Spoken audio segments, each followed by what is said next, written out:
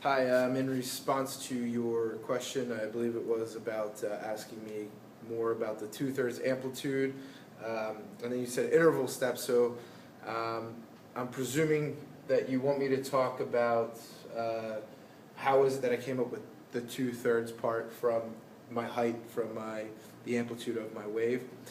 So I'll talk about that, and I'll talk more about this interval step too, just in case you were talking about this as well. But literally, what I was talking about here is that if you look at a ruler or everything like that, or you look at a number line, this can be broken up many different ways. If I want a height of 1/5, and say this is my 0, so right here we'll say that this is y equals 0, and that's what this whole line represents.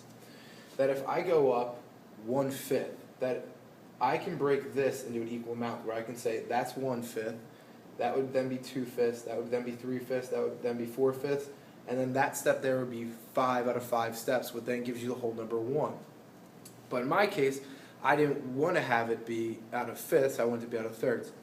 So what I did was for me, I kind of eyeballed. I didn't do anything exact. If you wanted to do exact, you could take a ruler out. But I just kind of eyeballed. If I broke this into equal steps, where if I went up here, okay, because I was talking about from 1 to 2, which is the same thing as 0 to 1, that if I went up in an increment, I would go up 1 step, that would be 1/3 of the way there, and then this would be 2/3 of the way there. So 3 out of 3, so this is 1 step, then this would be 2/3, then there would be 3. 3 out of 3 is another whole number. So if I go from 1 up 1/3, that's 1 and 1/3, that's 1 and 2/3, and then another third would give me the whole number 2. So that's how I came up with the idea of the amplitude, because it's literally just breaking it into equal parts. So in the same deal here for when I go down, it's kind of doing the same step, but now going below the line. So notice how, they're not going to be perfect for me, but I'm kind of eyeballing them that they kind of look equidistant here from this center line. And again, I have to make sure that I fit 3 in there. So 1/3, 2/3, and then my last step to 0 would be the last 1/3. And if you notice in here that this is sections, that's one of the sections, there's 2 of the sections, there's 3 of the sections. So it doesn't matter what there is, but there should always be a certain amount of sections of whatever the bottom number of the fraction is. And that's how I did the 2/3. And then from there, okay, all I did was realize that I have cosine and know that it's positive, so positive starts at its maximum. So I went to pi over 6, and I went to here, and I plotted my point. And then cosine, once it starts at a maximum, then follows the pattern.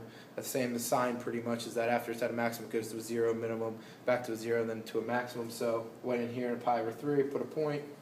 And then I did the same thing. I looked over here. That's the 1/3, that's the 2/3. Okay, because amplitude is basically how far your wave goes above and below the line. So the 2/3 really represents how high above the line I'm going. So 2/3 above, and also I'm going 2/3 below. So I get my point here, go back to the 0, and go up here. And then I just draw my line in. So there's my curve.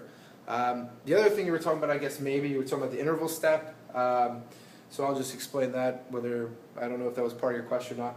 But when I got this and I went through and I found out that my interval steps were pi over 6, and that came from taking my interval that went from pi over 6 to 5 pi over 6 and basically subtracting them and dividing it by 4, which gave me my pi over 6.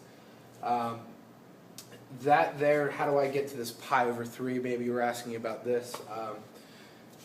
Pi over 6 plus pi over 6, and that's important to understand, is that I'm not just like going pi over 6 from pi over 3 here, but I'm starting at pi over 6 because that's where my shift started me at.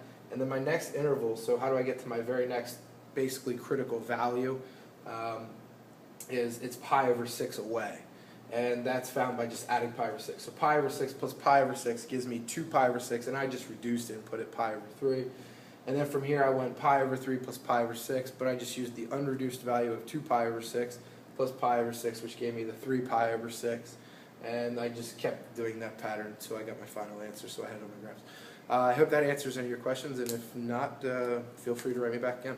Thank you.